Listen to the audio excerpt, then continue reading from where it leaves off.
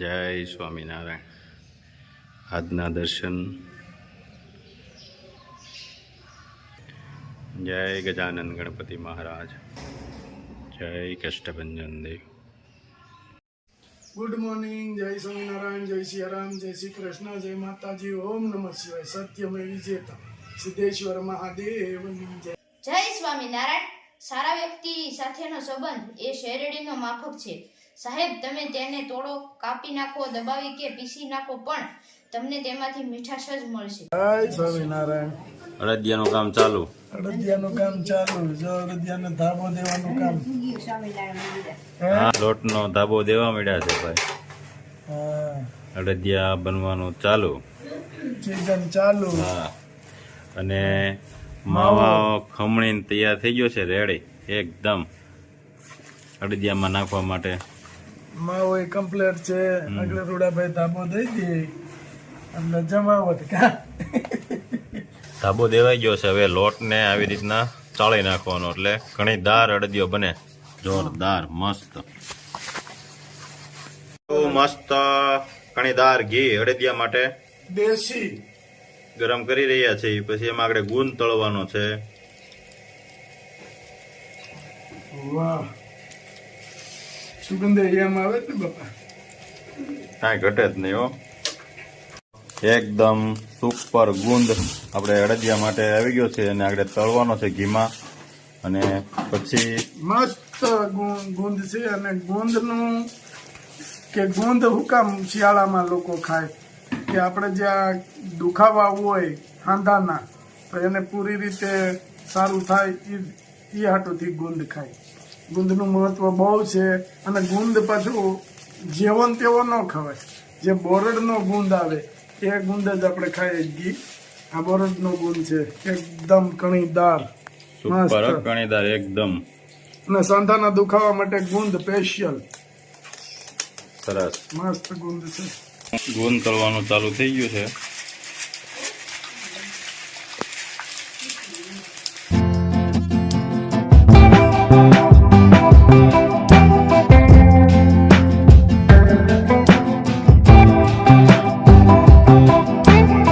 ગુંદ તળાઈ ગયો છે મસ્ત એકદમ તળાઈ ગયો, સુપર થઈ ગયો છે. હવે આને અડદિયામાં આપણે નાખવાનો છે. ગુંદ ફૂલીને દડા જેવો થઈ ગયો. જરા જો ને, જોરદાર મસ્ત. બાદ દીધેલો લોટ હવે મસ્ત શેકાવાનો તૈયાર કરી રહ્યા છે ઘીમાં.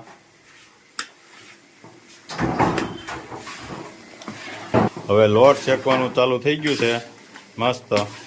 કેમ લાગે છે? અરે એકદમ લેટેસ્ટ. સુપર શેકાઈ જાય ને એની વાત જાતે જો. મસ્ત લોટ શેકવાનું ઘીમાં ચાલુ થઈ ગયું છે. આગળ બ્રાઉન થઈ જાય તઈ એને ઉતારવાનું થાય. મસ્ત શેકાઈ જાય હાવ. અને જો આ લોટ કાચો રહી ને હા એટલે અડદિયો ચીકણો થાય. હા હા મસ્ત શેકાવા દેવો પડે. અને પૂરેપૂરો શેકાઈ જાય અને બ્રાઉન કલર આવી જાય ત્યારે આને આપણે ઉતારવાનો. લઈ લેવાનું રહે. હવે માવો નાખવાનો છે. મસ્ત માવો. ક્યાં દિવેશભાઈ? દિવેશભાઈ દર વખતે બનાવે છે અડદિયા. આપણે બધી અડદિયા દિવેશભાઈ જ બનાવે છે પહેલેથી. અને દિવેશભાઈ અડદિયા સુપર બનાવી દે અમને. લેટેસ્ટ જ બનાવે. હાવ માલ લઈ દેવાનો, દિવેશભાઈ બનાવી દે બધું. કેમ દિવેશભાઈ? માવો નખાઈ ગયો છે કમ્પ્લેટ.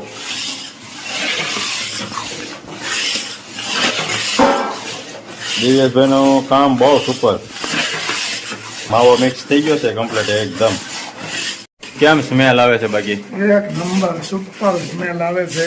અને વસ્તુ આપણે દર ફેરે બનાવીએ જ છે ને, અને બને છે અને દિવ્યેશભાઈ જ બનાવે છે આપણે. હા, દિવસભાઈ જ બનાવે છે. કેમ દિવ્યેશભાઈ? દર વખતે તમારું જ હોય બનાવવાનું. આ વસ્તુ અને જો બ્રાઉન કલર ખાવા મળ્યો એકદમ. હવે લોટ શેકાવા મળ્યો છે. હવે થોડીક વારમાં ઉતારવાનો રહેશે. અને આ વસ્તુ તો છે ને દિમાગથી નથી બનતી રસોઈ, કોઈ પણ દિલથી બને છે. દિલથી રસોઈ બનાવે ને એટલે એક નંબર રસ બને, કોઈ પણ વસ્તુ હોય. શું કેવું દિવેશભાઈ? સાચી વાત છે. અને દિલથી બને. દિમાગથી કામ લ્યો ને તો તમે આમાં હેરાન થાવ. અને માના આશીર્વાદ હોય તો બહુ સારી બને. બસ સંતોના મને અને આશીર્વાદ. દિવેશભાઈ જ બનાવવાના છે આપણે. બધે દિવેશભાઈ નું જ કામ છે. હા, આપણે પહેલો જ ગાણો દિવેશભાઈ જ બનાવ્યો ને પહેલેથી ઈ જ બનાવે છે હા. બધી વસ્તુ. આપણે ઘેરે બનાવવાનું હોય કે કાં તો ઘરમાં કઈ મહેમાન નો ઓર્ડર હોય તો દિવેશભાઈ જ બનાવે છે. તો આપણે બહાર કેમ માટે મારવા જવું? ક્યાં દિવેશભાઈ? બરોબર. જો સુપર. આપણે માણસોને સારી વસ્તુ ખવડાવવાનો ભાવના છે. હા બસ. માણસો અમારી વસ્તુ ખાઈને કદર કરે છે. હા એવી અમારી ઈચ્છા, અમારી ભાવના છે. અને કારીગર હોય ને એને એ જ મહત્વનું હોય, પૈસો મહત્વનો ન હોય કે કદર થવી જોઈએ. કારીગર ને ઈ મહત્વનું હોય. તો એકદમ બ્રાઉન થઈ ગયો છે હવે. મસ્ત શેકાઈ ગયો. એક નંબર સુગંધ આવે છે. અને દિવેશભાઈ નું કામ અમારે બહુ સુપર છે. હા, હા.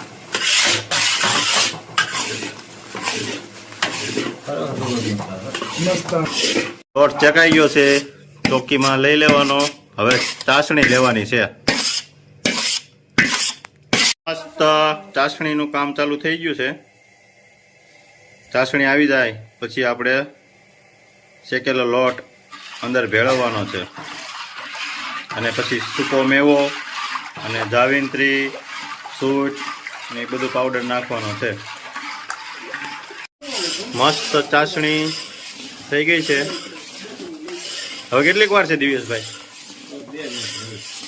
2 મિનિટ ને એટલે અડદિયાનું કામ રેડી, કમ્પ્લીટ. કાજુ અને બદામ કટિંગ થઈ ગયું છે. અને આ મસાલો જાવિત્રી, સૂટ, સફેદ તીખા, તજ, લવિંગ, સફેદ તીખા કમ્પ્લીટ મસાલો તૈયાર થઈ ગયો છે. અને સૂકો મેવો, હવે આ જાયફળ ને બધું કમ્પ્લીટ દળાઈ ગયું છે. હવે આપણે આગળ એમાં મિક્સ કરવાનું છે. જો બદામનું કટિંગ, અને કાજુ. કાજુનું કટિંગ.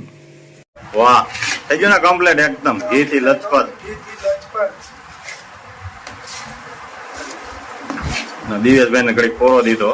હા, એટલું આવડે એટલું આપણે કરી દઈએ. હા, હવે ચોકીમાં ઢાળી દેવાનો છે.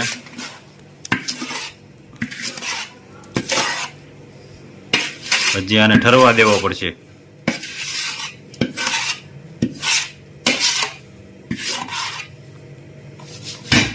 હવે ચોકીમાં ઢાળીને એને ઠરવા દેવો જોઈએ. આ ગુંદ છે. હા. આ થોડુંક અડદિયો ઠરી જાય પછી આમાં ગુંદ નખાય. કારણ કે અગાઉ તમે ગુંદ નાખી દો ને તો અડદિયો ચીકણો થઈ જાય. હા. એટલે એને ઠરવા દેવો પડે. કારણ કે આ વસ્તુ છે આ તળાઈ ગઈ છે એટલે ઓગળે એટલે ચીકાશ પકડે. ચીકાશ ન પકડવી જોઈએ. અડદિયો ખાય એમ લાગવું જોઈએ કે નહીં મસ્ત અડદિયા બન્યા છે. એ રીતે હોય. જો અડદિયો બનાવ્યો છે પણ ઘીથી લચપત. લથપથો કમ્પ્લેટ બનાવ્યો. વાહ દિવેશભાઈ વાહ.